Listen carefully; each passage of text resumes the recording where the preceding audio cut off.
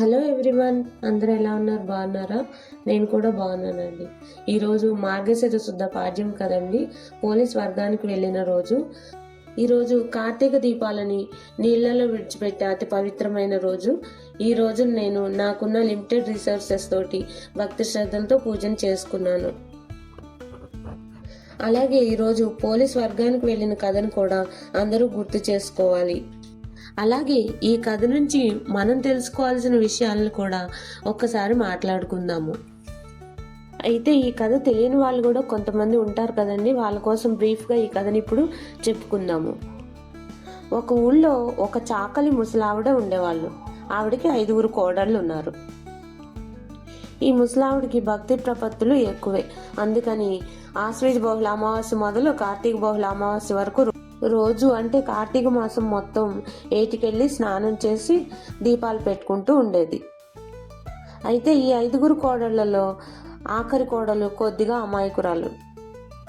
అందుకని మిగిలిన కోడళ్ళందరూ ఈ అమ్మాయిని ఇంటి దగ్గర వదిలేసి అత్తగారితో కలిసి వెళ్ళి దీపాలు పెట్టుకుంటూ ఉండేవాళ్ళు.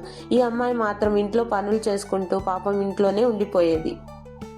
కానీ ఈ ఆఖరి కోడలు పోలికి కూడా భక్తి ప్రపత్తులు ఎక్కువే.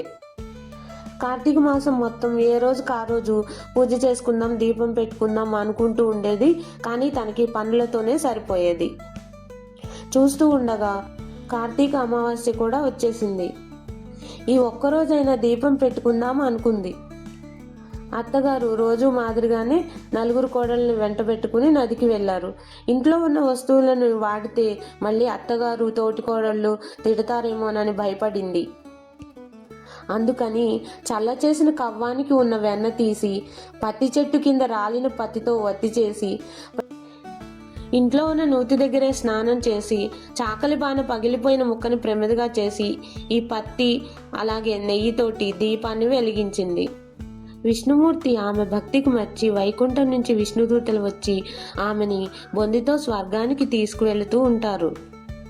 ఆమె ఎక్కిన విమానం పోలి యొక్క అత్తగారు తోటికోడళ్ళ మీద నుంచే వెళుతూ ఉంటుంది.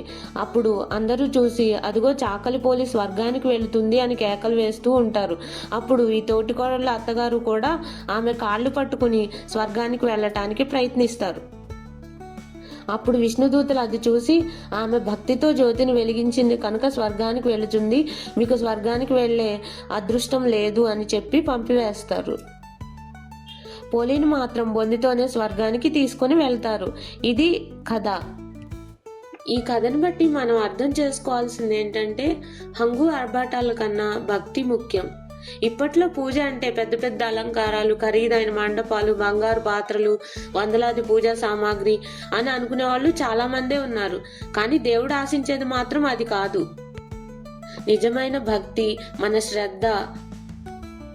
కబీర్ దాసు, త్యాగయ్య, రామదాసు, అన్నమయ్య అందరూ ఇదే నిజం చెప్పారు.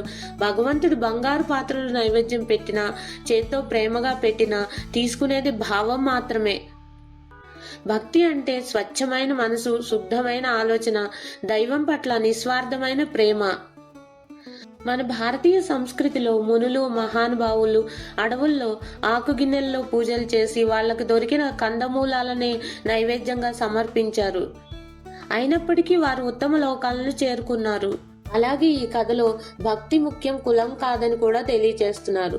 మనిషికి విలువనిచ్చేది అతను చేసే పనులే కానీ అతని కులం కాదు. అలాగే మన పవిత్ర గ్రంథాలైన రామాయణం, మహాభారతం, భాగవతంలో కూడా కులానికి ఎక్కువ ప్రాముఖ్యతనివ్వలేదు. మనం ఎంత పెద్ద కులంలో పుట్టామన్నది ముఖ్యం కాదు, మనం ఎంత పెద్ద సహృదయంతో జీవించామన్నదే ముఖ్యం. అలాగే ఈ కథలో విపరీతమైన పూజలే భక్తి కాదని చెప్తోంది. ఒక చిన్న దీపం, ఒక చిన్న పువ్వు, ఒక చిన్న నమస్కారం నిజమైన భక్తితో సమర్పిస్తే దేవుడు దాన్నే ఎక్కువగా స్వీకరిస్తాడు. శబరి అడవిలో చిన్న ఫలాలనే రామయ్యకు పెట్టింది. అలాగే కన్నప్ప తన తినే ఆహారాన్నే శివుడికి పెట్టాడు. వాళ్ళని భగవంతుడు దగ్గరికి చేర్చుకున్నాడు. ఎందుకంటే వారిలో ఉన్నది భక్తి, ఆర్భాటం కాదు. దేవుడు పెద్ద దీపం, భారీ అలంకారం, ఖరీదైన పూజలు కోరుకోడు. ఎంత చిన్నదైనా భక్తితో చేసిన పూజ దేవుడికి ఎంతో పెద్దది. అత్తగారు తోటికోడళ్ళు కార్తీక మాసం మొత్తం పూజలు చేసినప్పటికీ స్వర్గానికి వెళ్ళలేకపోయారు.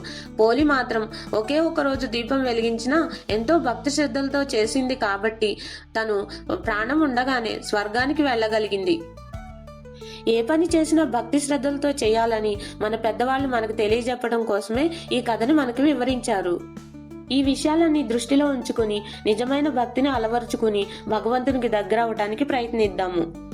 మార్గశిర మాసం వచ్చేసింది కదండి. మార్గశిర మాసంలో గురువారాలకి చాలా ప్రాముఖ్యత ఉంది. అది ఏమిటో నా రాబోయే వీడియోస్లో తెలియజెప్పే ప్రయత్నం చేస్తాను. ఈ వీడియో కనుక మీకు నచ్చితే లైక్ చేయండి, సబ్స్క్రైబ్ చేయండి, మీ ఫ్రెండ్స్ అండ్ ఫ్యామిలీ మెంబర్స్కి ఈ వీడియోని షేర్ చేయండి. Thank you.